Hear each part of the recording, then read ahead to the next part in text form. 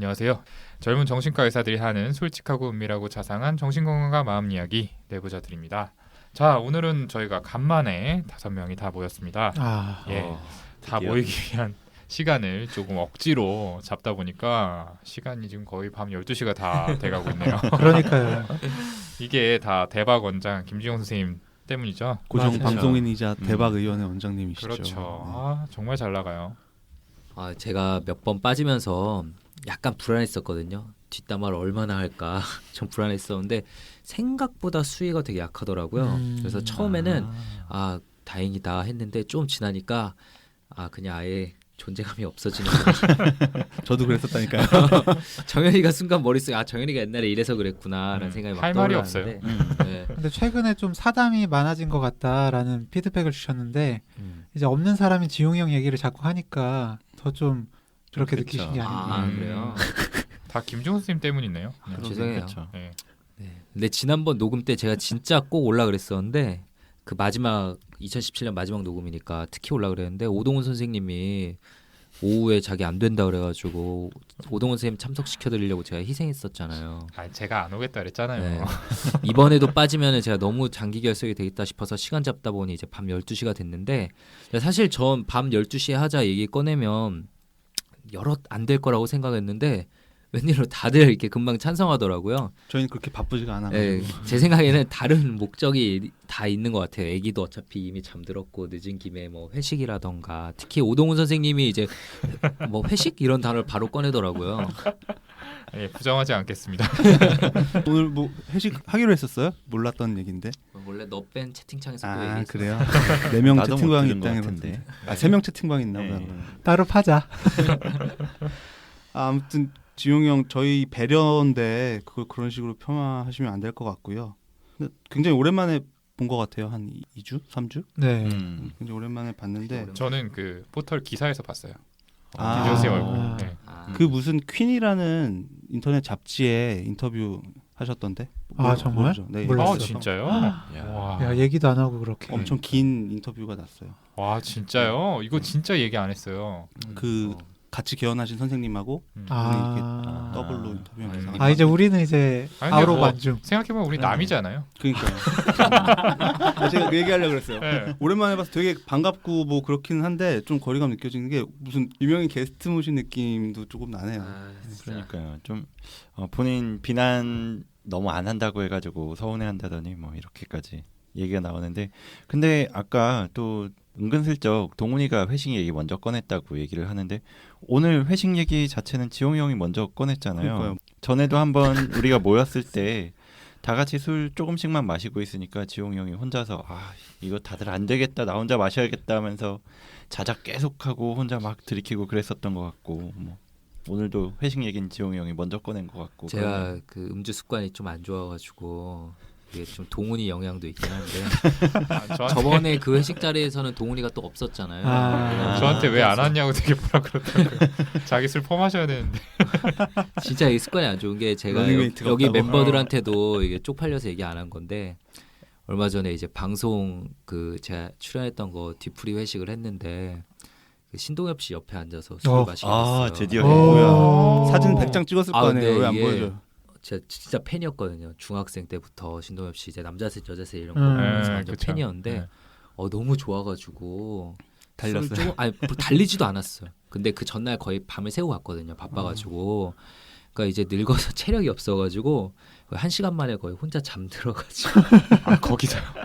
졸린 게 아니고 잠들었어요. 왜 기억이 없어요. 잠들어가지고 대리를 타고 집에 왔는데 진짜 다음날 너무 안타깝더라고요. 진짜 내가. 아깝다. 진상을 부린 건 아니에요?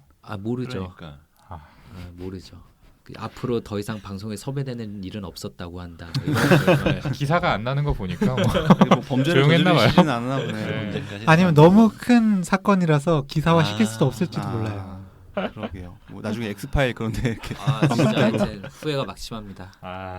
역시 셀럽. 그러게요. 우리랑 사는 세계가 달라요. 그러니까요. 너무 부럽다. 저도 동엽신 팬인데.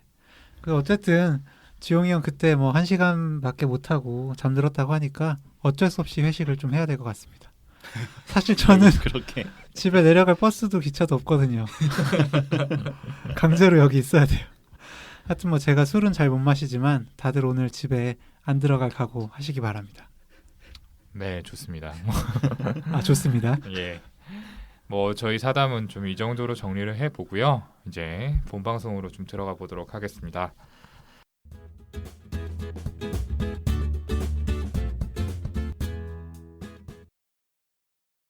네, 이번 시간은 얘 왜 이러는 걸까요? 시간입니다.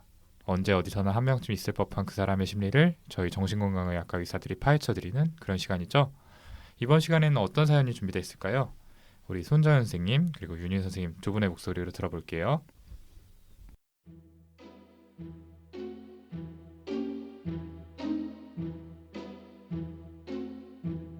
네, 안녕하세요. 방송을 듣다가 평소에 궁금한 게 있어서 메일을 보냅니다. 길에서나 지하철에서 막 큰 소리로 혼잣말하고 욕하는 사람들이 간혹 있잖아요. 들어봐도 무슨 소리를 하는지 그냥 화가 난 사람처럼 막 혼잣말로 뭐라 하고 그러는 분들이 있는데, 그런 분들을 보면 저는 그 지하철 칸을 아예 떠나거나 최대한 멀리 떨어지려고 애쓰는 편입니다. 그러다가 문득 나도 혼자 있을 때 혼잣말하고 욕할 때가 있다는 생각이 떠올랐고, 나도 그렇게 되는 게 아닐까 싶다는 생각이 들었습니다. 저는 자주 예전에 있었던 그런 이불킥할 만한 그런 일들을 떠올려서 혼잣말로 욕을 하거나 아니면 그때의 상황에 몰입되어서 당시 하지 못했던 말을 소리치고는 하거든요. 그날 낮에 회사에서 있었던 일부터 몇 주 전, 그리고 심지어 15년이 지난 아주 옛날 일까지 떠올리고, 그렇게 되면 순간 부끄럽고 부정적인 감정에 휩싸여버립니다. 집에서만 그러면 괜찮은데 어떨 땐 회사에서도 혼잣말로 욕을 할 때가 있는데, 그래도 나름 의식을 해서 내가 입 밖으로 내뱉은 건 아닌 것 같긴 한데 실제로 소리를 낸 것 같은 적이 또 있었고, 또 길가에서는 확실히 밖으로 소리를 내서 제가 혼잣말을 한 적은 많은 것 같고요. 이런 게 남들도 그런지 어쩌는지 잘 모르겠고 제가 정상인지 비정상인지 잘 모르겠습니다. 스스로 자꾸 왜 이런 생각들을 끄집어내는지도 모르겠고, 이게 정도가 심해지면 지하철에 그런 이상한 사람들처럼 내가 돼버리는 건 아닐까 싶고, 제가 쓰고도 조금 웃기네요. 너무 사소한 이야기가 아닌가 싶어서. 아무튼 몇 년 넘게 가지고 있는 저의 이런 습관, 정신적인 건강에 대한 걱정이 있어서 사연을 보냅니다.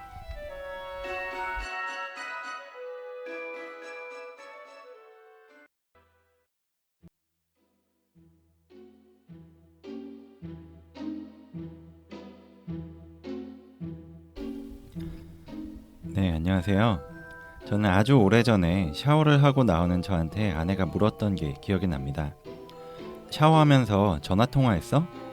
그럴 리는 없는 것 같은데 누구랑 이야기한 거야? 뭐라 떠들던데. 네, 저는 하루에 몇 번씩 혼자 있는 조용한 시간이 되면 예전에 했던 말, 행동, 그런 지우고 싶은 흑역사를 되뇌이곤 하고 혼자서 변명을 하거나 아니면 나를 쪽팔리게 만든 상대에게 대해서 욕을 해대곤 합니다. 이젠 20년 이상을 같이 지내다 보니 아내도 그런가 보다 하네요. 이런 제가 좀 너무 쪽팔립니다. 도통한 선배한테 물어봤더니 그냥 평생 가지고 가야 한다는군요. 제가 소심한 걸까요? 특히 운전 중에 혼잣말을 잘하는데 옆자리에 아내가 있다는 사실을 깜빡하곤 혼잣말을 하곤 한답니다. 그래서 이젠 아내도 별스럽지 않게 묻지도 않네요. 다 그런가요? 아니면 저만 그런가요?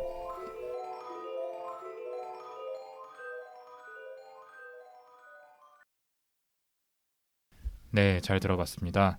혼잣말을 하는 습관 때문에 고민이신 분의 사연인데요. 이 두 개의 사연을 소개시켜 드렸는데 사실 저는 한 분인 줄 알았어요. 두 분 사연이 좀 비슷해가지고, 예, 이분들 이외에도 혼자만 하는 걸 고민이라고 이제 사연을 보내주신 분들이 더 계셨거든요. 네. 아마 이제 저희 방송 들으시는 분들 중에서도 비슷한 고민 하시는 분들 계실 것 같은데, 선생님들은 이 사연 들으면서 어떤 생각이 드셨나요?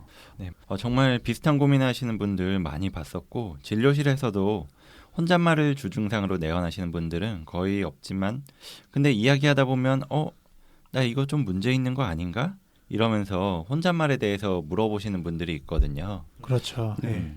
그 길에서 혼잣말 하시는 분들을 보고 뭐 이상한 생각이 들었다 이런 내용 사연에 말씀을 하셨는데, 저도 사실 이 정신과 의사가 돼서 일하기 전까지는 그런 생각한 적이 있었던 것 같아요. 그렇죠. 네. 맞아요. 가까이에서 그런 분들 보면 좀 무섭기도 하고, 사실 지금도 간혹 이렇게 뭐 지하철이나 그런 데서 보면 조금 이렇게 움츠러들고 겁날 때도 있는 건 사실인데, 물론 저희는 대부분 어떤 증상의 일환이라고 알고는 있지만 정말 보통 분들, 청취자분들도 그렇고 일반인 분들은 이걸 어떻게 이해해야 되는지 조금 궁금해하는 분들이 많을 것 같네요. 네, 맞아요. 그러니까 이 사연자분처럼 이렇게 혼잣말 많이 하다가 그렇게 되면 어떻게 하냐라는 그런 질문도 꽤 들어본 것 같고요. 맞아요. 그런데 저는 이제 김지용 선생님이 윈년차 선생님 혼자서 욕하는 거 들었던 좀 기억이 나는데요. 되게 자주 들은 것 같은데. 네. 아니 갑자기 왜 뜬금없이 왜 그러세요? 저희 그 경험도 좀 얘기해드리면 좋을 것 같아서. 근데 그러니까요. 제 기억에는 허규영 선생님은 저랑 같이 1년차 있을 때 혼잣말로 4년차 선생님 욕하다가 혼잣말로 욕하다 약간 분위기 험악해지지 않았었나요? 옆에 아니. 앉아 있는데 그냥 욕하다가? 저는 뒷담한 게 아니라 그냥 그 선생님이랑 싸웠던 거고 형은 혼잣말 했던 거고. 그러니까 지용이 형 문 닫고 들어가가지고 막 소리 지르는 거 그 소리 너무 커가지고 그 선생님이 들으면 어떻게 하나 막 조마조마하고 그럴 때 꽤 있었던 것 같은데. 그러니까요. 그쯤 되면 뭐 혼잣말이라기보단 일부러 그 선생님 들으라고 한 얘기 아닌가 싶을 때도 있었는데. 아니, 일종의 행동화가 아닌가 그렇죠. 싶어요. 네. 아니 희우가 이런 애가 아니었는데 완전 못 본 사이에 동훈이한테 완전 물들어가지고 아니, 원래는 이상해진 희우 것 같아. 원래 희우는 그런 애예요. 희우가 잠깐 숨기고 있었을 뿐이지. 뭐 저희 예전 흑역사를 좀 얘기를 했는데 저는 사실 이 사연 들으면서 공감 많이 한 게 그 아까 뭐 지하철 얘기도 했지만 샤워할 때 그 혼잣말 하신다는 이 두 번째 사연이요. 저도 사실은 거의 똑같아요. 뭐 굉장히 조금 그날이나 얼마 전에 있었던 부끄러운 일 떠올리면서 샤워하면서 이렇게 혼잣말 이렇게 큰 소리로 해서 와이프가 밖에서 뭐 무슨 혼자서 무슨 얘기한 거냐고 물어볼 때가 있었거든요. 네. 맞아요. 저도 밖에 누구 없는 줄 알고 샤워하다가 그런 적이 종종 있었는데 사연에서 뭐 이불킥이라는 말을 쓰셨잖아요. 뭐 밤에 누워서 그때 했던 일을 생각하다가 부끄럽고 창피하고 후회도 되고 그래가지고 이불을 찬다는 데서 그 이불킥이라는 단어가 나왔는데 뭐 그런 경험은 다들 해보셨을 것 같아요. 네, 그죠. 예. 그렇죠. 그리고 뭐 흑역사라는 단어도 이야기를 하셨는데 뭐 이것도 이불킥하고 비슷한 뜻으로 쓰이는 단어인데 뭐 잊고 싶고 지우고 싶을 정도로 부끄러운 일이나 아니면 후회되는 일 그런 걸 이야기할 때 쓰는 말이죠. 네, 윤유 선생님하고 잘 어울리는 단어인 것 같은데요. 네. 뭐가요? 어떤 단어가요? 네, 흑역사가. 학생 때 유명한 흑역사 하나 있었잖아요. 굉장히 그 명언 아, 사실 네. 흑역사가 한두 개가 아니라서 어떤 걸 말하는지 여기서 약간 좀 헷갈렸는데 그 굉장한 명언이 있었죠. 굉장히 저희 학년에서 좀 이슈가 됐던 그런 명언이 있었는데 윤희 선생님은 이제 별로 타격을 입는 게 없으셨던 것 같아요. 네, 네. 다른 사람들이 막 희우야 너 괜찮아 막 그랬는데 맞아요.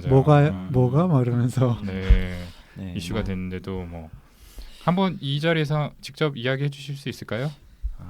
뭐 저는 그게 흑역사라고 생각을 하진 않는데 생각해 보면은 조금 오글거리는 게 있긴 해요. 제가 학교 축제에서 저희 학년 연극을 연출을 한 적이 있었는데 그게 원작부터가 좀 중2병 느낌이 나는 것이다 보니까 좀 그런 부분은 있긴 했었죠. 저만 이상한 거 전혀 아니에요. 다른 얘기 하시는 거 아시죠? 네. 거기에 좀 문제가 된 대사가 있긴 했는데 많이 즐거워했었던 것 같아요. 그때 주연 배우로 활약하신 오동훈 선생님도 되게 재미있었다고 그러시기도 했었고요. 네, 그것도 윤희 선생님의 흑역사긴 한데요. 그건 정말 미비한 건데 그거 얘기할 줄은 몰랐네. 네. 근데 제가 얘기한 건 그때 아닌 거 아시죠? 네. 아니요. 저는 그때 말고는 다른 거는 딱히 흑역사라고 할 만한 거 기억나는 게 없습니다. 이런 거를 이제 병식이 아예 없다, 컴플리트 디나이얼 수준이다라고 네. 하는 건데요. 저는 그때 이제 위에 학년에서 내려왔을 때여가지고 희우랑 잘 모르는 때였거든요. 별로 안 친했는데 와 그 말 듣고 쟤 대박인데 멋있는데 막 이런 생각이 절반. 쟤 허세 진짜 쩐다 이런 생각이 한 절반 있었거든요. 그래가지고 여기 이 학년은 되게 신기하구나 막 이런 생각이 들었던 기억이 나네요. 네, 뭐 이게 오늘도 저희가 뭐 자세하게 말씀드리기는 좀 방송에서 어려운 얘기긴 한데 좀 비유하자면 그 뉴욕 헤럴드 트리뷴 야, 처음 그래. 외쳤던 그 네. 연예인의 그런 허세랑 조금 비슷한 느낌이라고 하면 그게 될까요? 흑역사인가요? 그렇죠. 그분은 그거 네. 즐기시는 것 같아요. 네. 그러게요. 네, 죄송합니다. 희우도 그걸 즐겼던 거야. 그러게요. 그 관심을. 네. 야, 관심 종자였어. 언젠가 저희가 이벤트로 또 공개할 날이 있겠죠. 네. 그러게요. 그러고 보니까 동훈이 사진 언제 올릴 거예요? 그러게요. 제가 그 사진 찍었어요. 사진 찍어놨는데 사실 이제 최근에 좀 안 좋은 일들이 많아서 좀 아. 분위기상 제가 네. 올리기는 조금 어려웠고요. 뭐 추후에 공개를 하도록 하겠습니다. 네. 아무튼 뭐 다시 좀 사담을 접고 이야기로 돌아와서요. 이 두 사연자분께서 모두 부끄럽거나 창피하거나 또 후회되는 경험을 자꾸만 되뇌이고 혼잣말로 내뱉게 된다 이런 말씀하셨잖아요. 이걸 좀 어떤 관점에서 이해를 해볼 수 있을까요? 이제 우선 자꾸 되뇌이신다는 말씀을 하셨는데요. 머릿속에 자꾸만 떠오르는 특정한 생각을 이제 반추 사고라고 하는데 영어로는 루미네이션이라고 하고 자주 쓰는 단어는 아니죠, 사실. 그 막연한 생각이나 뭐 상상에서부터 구체적인 생각으로 이어지기도 하는 것까지 다양한 생각들이 있을 수 있어요. 근데 주로 우울이나 불안과 같은 감정과 관련돼 있는 경우가 많고요. 저희는 좀 흔히 얘기할 때 이분께서 어떤 생각에 꽂히셨다 이런 식으로 좀 얘기하곤 하죠. 네, 그렇죠. 그렇게 표현하신 경우가 많죠. 근데 보통은 이제 생각이나 이런 기억 이런 것들은 모두 이렇게 본인이 우리가 의식적으로 이렇게 떠올려서 머릿속에 다시 생각이 나는 거라고 생각하기가 쉬운데 사실은 그런 생각이나 기억 중에 스스로 조절이 안 되게 그냥 떠오르는 것들이 굉장히 많죠. 그 지난번에 그 PTSD 외상후 스트레스 장애에서 어떤 트라우마 아니면 강박 장애 환자분들의 강박 사고 소개할 때 몇 번 말씀드렸었는데 그 지용이 형 얘기한 것처럼 어떤 강렬한 감정과 연관이 되어 있는 그런 기억일수록 특히 더 기억에 오래 남고 또 의지와 관계없이 반복적으로 떠오르기가 쉽고요. 네, 맞아요. 그래가지고 손정현 선생님이 공부할 때 되게 야한 생각하면서 많이 하셨었잖아요. 기억 잘 나게 하려고요. 그렇죠. 그냥 외워도 될 거를 그런 쪽으로 연결지어가지고 외우는 방법 알려주고 노트 빌려주고 그러셨었던 것 같은데. 뭐 있었어요? 아니 뭐 대본을 이렇게 써놨는데 제가 그랬었어요? 예, 근데 네. 막상 시험 볼 때 되면은 그 연결된 단어는 생각 안 나고 그 야한 것만 생각이 나서 답 못 썼다고 되게 막 욕하면서 나오고 그랬던 적이 있었던 것 같은데. 아 이것도 뭐 컴플리트 디나이얼 수준의 뭐 그런 건지 모르겠는데 저는 전혀 기억이 안 나고요. 근데 뭐 물론 그런 선정적인 것과 연상지어서 이렇게 기억하면 오래 간다는 거는 뭐 이제 정설이죠. 연구로도 남아 있는데 저는 아니고요. 굉장히 당황스러운데. 이거 장모님이 들으신다고 하셨었죠? 네, 장모님 다 들으시는 거예요. 장모님 아니고요. 어쨌든 그런 강렬한 감정과 연관돼 있는 기억일수록 말을 막 더듬네. 기억에 더 오래 남기 마련이고 어떤 그런 부정적인 어떤 창피하거나 후회되는 그런 감정과 관련된 기억 역시 당연히 마찬가지고요. 그런 것들도 아무리 잊으려고 해도 그 감정과 연관이 되어서 기억들이 자꾸만 떠오르게 되는 거죠. 이 사연자분도 15년이 지난 예전 일까지 떠오르고 지금도 그때 일이 떠오르면 순간적으로 그때 그 부끄럽고 힘든 감정에 휩싸여 버린다고 표현을 하셨잖아요. 맞아요. 예. 그러니까 이렇게 부정적인 감정과 관련된 생각을 반복적으로 하는 걸 이제 반추라고 한다 말씀드렸잖아요. 근데 이 반추가 어떻게 보면 걱정하고 되게 비슷한 부분이 많아요. 걱정도 생각해 보면 이제 어떤 부정적인 생각을 반복적으로 하는 거잖아요. 그렇죠. 근데 좀 다른 점은 걱정은 좀 더 미래에 있을 것에 대한 불안 이런 것과 관련돼 있는 반면에 반추는 지난 날에 후회되거나 부끄러운 일들 그런 것과 관련되어 있다는 게 좀 차이점입니다. 네. 네, 그래서 반추는 내가 예전에 왜 그랬을까, 다 내가 잘못했다 이런 식으로 자책을 많이 하시는 우울증 환자분들에게서 많이 좀 찾아볼 수가 있죠. 하지만 반추 자체로는 병이라고 할 수 없는데요. 사실 반추는 그 어떠한 감정을 유발하는 사건을 처리하는 우리의 반응 양식 중에 하나입니다. 네. 예. 그래서 특별한 정신질환이 없는 경우에도 이 반추를 습관적으로 사용하시는 분들이 많이 있으세요. 아마 듣는 청취자분들 중에서도 돌이켜 보면은 나도 그런 식으로 좀 어떤 그런 감정적인 사건이 있었을 때 좀 생각을 계속 곱씹지는 않나 이렇게 좀 생각이 드시는 분들이 계실 텐데, 그러니까 뭐 특별히 나한테 큰 문제가 있는 건 아닌가, 뭐 내가 더 이상해지는 건 아닌가 네. 이런 식으로 걱정하실 필요는 없을 것 같아요. 네. 맞아요. 그렇다면 이런 생각을 할 때 이분은 또 생각에서 그치는 게 아니라 혼잣말을 또 하신다고 하셨잖아요. 예. 왜 혼잣말을 하게 되는 걸까요? 뭐 여러 가지 분석이 가능할 것 같은데 저는 방어 기제 중에 취소라고 하는 걸 통해서 설명을 좀 드리면 어떨까 하는데, 이 취소, 언두잉이라고 영어로 하는 방어 기제가 원래는 자기가 받아들일 수 없는, 수용될 수 없다고 생각하는 일을 했거나 심한 죄책감이 들 때 또 그것과 반대되는 양상의 행동을 해서 심리적으로 무효화시키는 건데요. 뭐 예를 들어서 친구를 죽이는 꿈을 자기가 꿨는데 그 이후에 친구를 만나서 자기가 밥을 사겠다고 하는 그런 행동이 뭐 가벼운 양상의 취소라는 방어기제에 해당을 할 거고요. 이게 이 취소가 강박장애 환자분들이 많이 사용을 하시는 방어기제인데 본인은 사실 전혀 원치 않는데도 강박적으로 부모님이나 뭐 주위 사람이 사고로 뭐 다치거나 죽는 이미지 그런 강박 사고가 이렇게 머릿속에 반복적으로 떠오르시는 경우가 있어요. 강박 증상으로서. 네.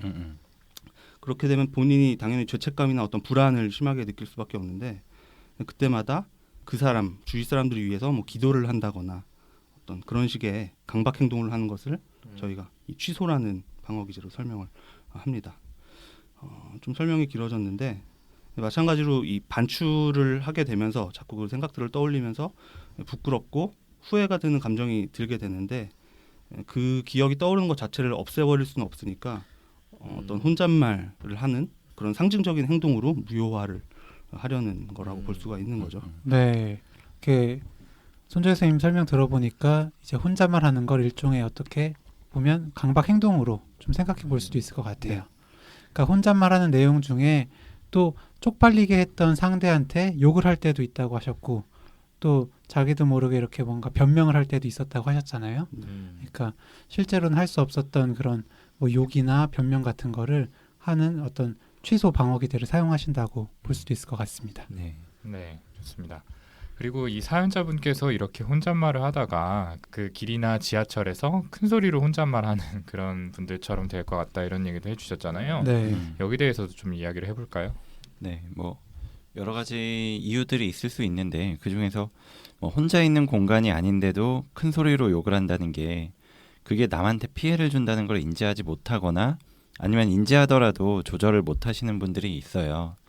약간 병리적인 이야기가 될 수도 있는데 예를 들자면 조현병 환자분 같은 경우에 뭐 사람 목소리에 환청을 듣는데 근데 그 목소리랑 대화를 하는 거예요. 그게 네. 뭐 실제로 듣고 내가 말한 거에 그 목소리가 또 대답을 하고 이렇게 되거든요.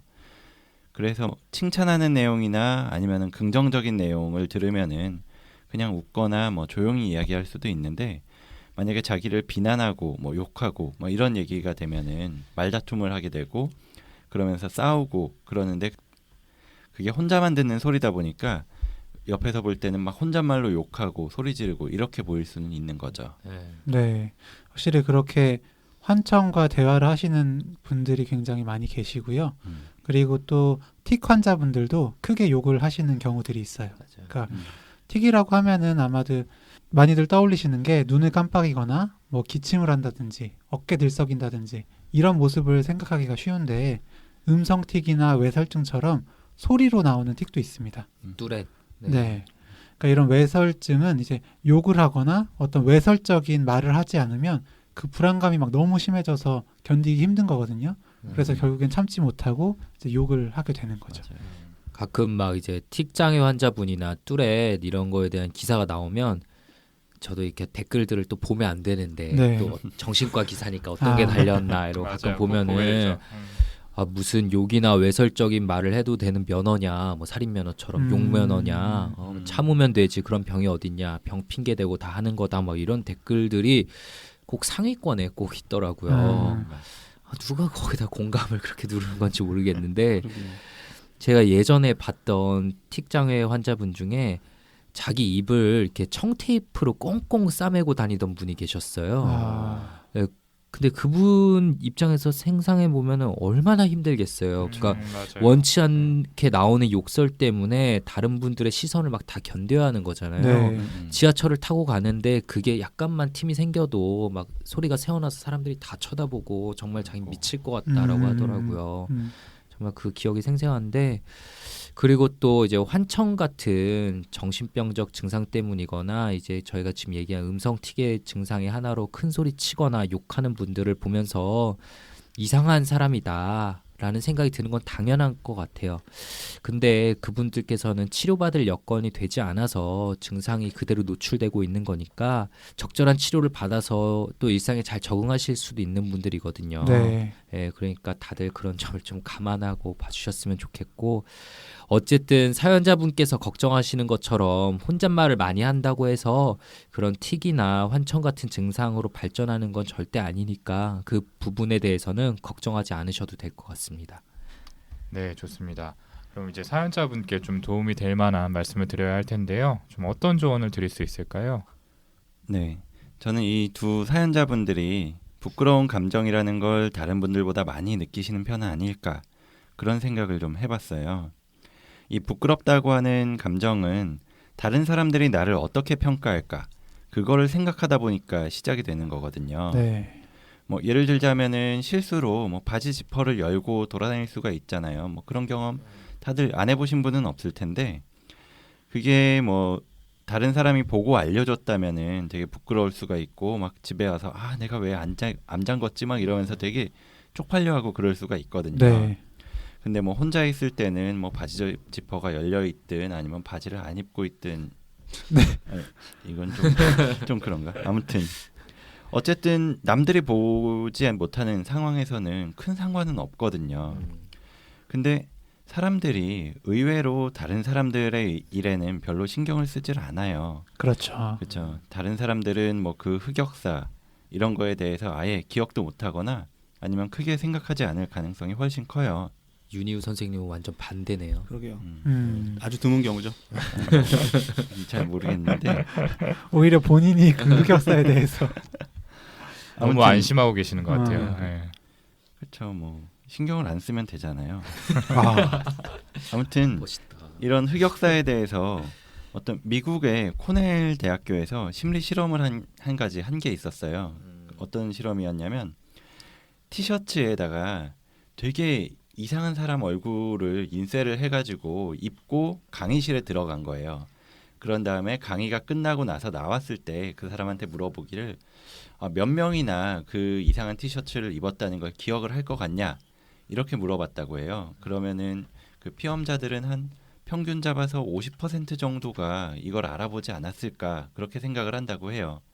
근데 그 강의실에 있던 사람들한테 전부 다 물어봤을 때 한 20% 정도만 그런 티를 입은 사람이 있었던 것 같다라고 이야기를 하고, 그 티가 정말 어떻게 이상했는지 뭐가 특이했는지에 대해서는 자세히 기억하는 사람은 거의 없다, 그런 결과가 있더라고요.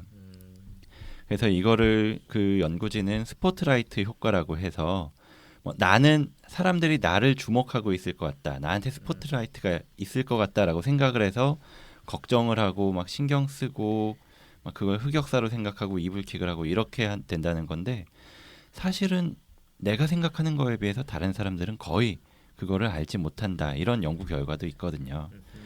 그러니까 이 사연자분들도 부끄러운 느낌이 들고 내가 뭔가 잘못하고 쪽팔리고 그런 생각을 할 수 있겠지만, 그걸 남들이 생각보다는 그렇게 깊게 기억하지 못한다는 거, 그거 하나만 알고 넘어가셨으면 좋을 것 같아요. 네. 좋은 말씀이시고요. 또 그리고 감정을 느끼는 부분에 대해서 지금 얘기를 해주셨는데, 이제 부끄러운 감정에 추가해서 저는 또 후회를 좀 잘하시는 그런 성격은 아닐까라는 생각도 들었어요. 이제 후회라는 거는 자신이 결정한 일에 대해서 그 결과를 부정적으로 생각하는 걸 말하잖아요. 그러니까 가지 않은 길에 대한 그런 기회비용을 말하는 단어인데, 예를 들어서 이제 고백을 했다가 차여서 친구로도 남게 되지 못했을 때, 차라리 고백하지 말걸, 그러면 가끔 만나면서 얼굴은 볼 수 있었을 텐데, 이렇게 생각하는 거죠. 본인 경험이신가요? 저요?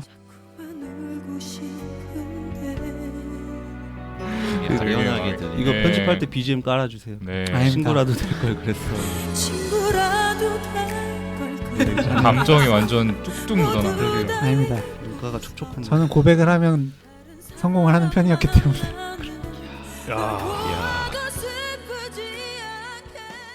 괜찮았나요? 네. 얼마 전에 영화 개봉했죠. 스틸 B. 강철 B. 넘어갑시다. 저 진지한 얘기 주인공이 하고 있는 중이니까 넘어가고요. 어쨌든 이제 그 결과를 생각할 때 좀 부정적으로 생각하는 경향이 있으신지 한번 본인을 체크해 보는 게 어떨까 생각이 듭니다.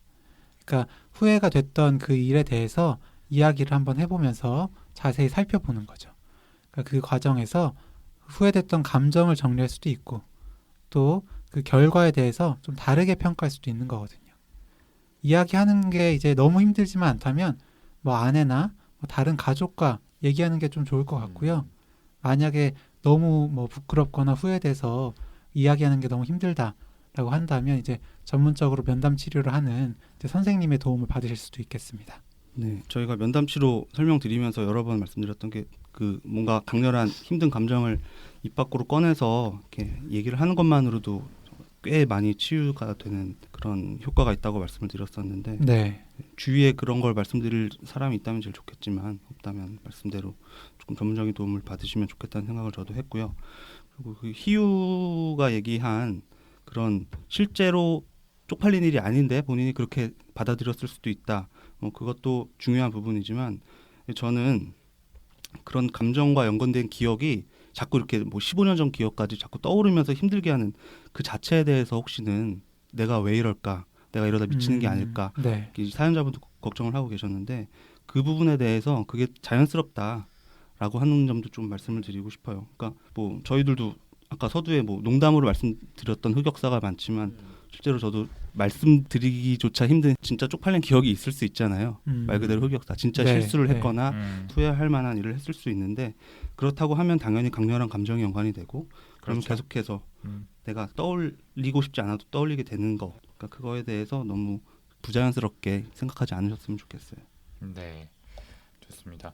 그 만약 이걸 좀 바꿔보고 싶다면은 저는 그 아까 허경 선생님이 결과에 대해서 다르게 평가해 볼 수 있다는 이런 얘기를 했잖아요. 이거를 전문적인 용어로 인지적 재평가, Cognitive Reappraisal이라는 말을 사용해서 표현을 합니다. 아까 반추가 부정적인 경험에 대처하는 일종의 반응 방식이다 이런 말씀을 드렸죠. 근데 반추는 사실 부정적인 결과를 계속해서 떠올리고 곱씹는 것이기 때문에 그 자체만으로 부정적인 감정이 금방 사그라들게 만들기는 좀 어려워요. 오히려 반대로 감정이 곱씹으면 곱씹을수록 커지는 경우가 많죠. 네. 네. 증폭되죠. 그래서 손정 선생님이 말한 것처럼 이 감정을 해소하기 위해서 추가적으로 혼잣말이라는 이 취소의 과정이 필요했던 게 아닌가 이런 생각도 좀 드는데요. 반면에 이 인지적 재평가의 경우에는 부정적인 감정을 효과적으로 컨트롤할 수 있다는 게 여러 연구를 통해서 밝혀져 있습니다. 그러니까 쉽게 말하면 이 인지적 재평가라는 건 과거에 있었던 안 좋은 일에 대해서 그거를 다른 관점에서 다른 식으로 좀 해석을 해보는 거예요. 네. 그러니까 예를 들어서 회사에서 실수를 해서 상사로부터 한 소리를 들었다라고 한다면 아 오늘 상무님한테 혼났지 내가 왜 그랬을까라는 생각을 그 생각만 반복하기보다는 아 이번 기회로 상무가 원하는 스타일을 내가 알았다. 앞으로는 잘 맞출 수 있겠구나. 어떻게 보면 좋은 경험이었다라는 식으로 조금은 의식적으로 좀 다른 각도로 생각하는 연습을 하는 거죠. 이게 말처럼 쉽지 않을 수는 있지만 이게 습관이 들었을 때는 분명히 이런 부정적 경험에 좀 더 잘 대처할 수 있고 효과적으로 좀 반응할 수 있습니다. 네, 뭐 저희가 여러 가지 가능성에 대해 말씀을 드렸는데 저도 생각해보면 혼자 있는 공간에서는 뭐 의식하지 못한 채 뭐 혼잣말을 하거나 노래를 흥얼거릴 때도 있는 것 같아요. 그래서 보면 와이프가 뭐 무슨 말 했어? 이러면 아니야 라고 얘기를 했는데 그러고 나서 보면 아 내가 뭐 말하고 있었네 라는 걸 뒤늦게 깨달을 때도 있고요. 그래서 아내분과 함께 계실 때 혼잣말을 하시는 걸 개선하고 싶으시면 우선 그냥 대화를 더 늘려보시는 것이 어떨까 싶어요. 생각의 연상작용이 이제 시작되려 할 때 그 흐름을 그대로 따라가는 게 아니라 옆에 계신 아내분께 말을 걸어보는 거죠. 그래서 뭐 사소한 주제라도 조금 뭐 이렇게 머릿속에 떠오르는 생각에 대해서도 좋고요. 끊임없이 뭐 대화만 하실 수는 없겠지만 전보다 이야기를 나눈 시간이 많아지신다면 아내분과의 관계도 더 좋아지고 그리고 그 서로 간에 몰랐던 거에 대해서도 더 잘 알게 되고 혼잣말을 하시는 것도 결국엔 줄일 수 있지 않을까 싶습니다. 네. 그리고 이제 이 혼잣말이라는 해소 방법이 조금 신경 쓰이신다면은 또 다른 해소법을 찾아보는 것도 방법이 될 수 있습니다. 사실 뭐 저희가 생각하기에 혼자 있을 때 혼잣말이나 욕하는 거 별 이상하진 않잖아요. 네, 저도 괜찮죠. 오늘 운전하고 오면서 혼잣말 많이 했어요. 네, 사실 저도 차 안에서 많이 합니다. 욕 많이 하셨나 봐요. 오면서 가자. 화도 많이 나셨을 거고. 네, 뭐 다 알고 계시죠. 네, 만약 이게 혼자 있을 때가 아니라 다른 사람이 있을 때 이거를 좀 혼잣말 하다가 실수할까봐 걱정이시라면은 김중훈 선생님이 얘기하셨던 것처럼 평소에 이 가족이나 친한 친구에게 힘든 일을 좀 털어놓고 생각과 감정을 그걸 통해서 정리하시는 게 도움이 될 것 같아요. 그리고 혼잣말이 좀 그렇다라고 한다면 주먹을 꽉 쥐거나 뭐 발가락을 꼼지락거리는 등의 조금 남들에게 보이지 않는 방법으로 좀 치환해 보는 것도 방법이 될 수 있습니다. 이거는 이제 보통 틱장애 환자분들한테 네. 저희가 많이 안내를 하는 방법인데요. 이런 식으로 뭔가 그 혼잣말을 하고 싶어하는 일종의 욕구가 순간적으로 확 올랐을 때 그 긴장을 다른 방식으로 좀 해소하는 게 대안이 좀 될 수 있습니다. 네, 이렇게 오늘은 혼잣말 하시는 두 분의 사연을 가지고 이야기 나눠봤는데요. 저희 이야기 나눌 수 있도록 좋은 사연 보내주신 두 분께 감사의 말씀을 드립니다. 그리고 방송 마무리하기 전에 하나 공지드릴 게 있는데요. 저희가 앞선 방송에서 이제 사연으로 채택되신 사연자분들에게 휘길리다울리라는 업체에서 선물을 보내주시기로 했다라는 내용을 공지를 드렸었죠. 네. 예. 네, 그런데 그 휘길리다울리 측에서 저희에게 알리지 않고 좀 이 선물 발송을 중단해서 전달받지 못한 분들이 좀 계시는 것 같더라고요. 그래서 이분들에게는 저희가 좀 메일을 통해서 선물을 수령하셨는지 여부를 확인을 했고요. 어쨌든 이 선물이 전달되지 않은 것에 대해서는 저희가 대신 사과를 드리고 그거를 책임지는 의미에서 저희가 선물을 따로 준비해서 보내드리도록 하겠습니다. 네. 예, 어쨌든 좀 기다리신 분들도 계실 것 같은데 네. 이 자리를 빌어서 이제 불편하게 만들어서 죄송하다라는 말씀을 꼭 드리고 싶습니다. 네, 그러면은 저희 24-2화 얘 왜 이러는 걸까요? 시간 마무리 짓고요. 저희는 다음 시간에 더 재미있고 유익한 주제를 들고 다시 찾아뵙도록 하겠습니다. 감사합니다. 감사합니다.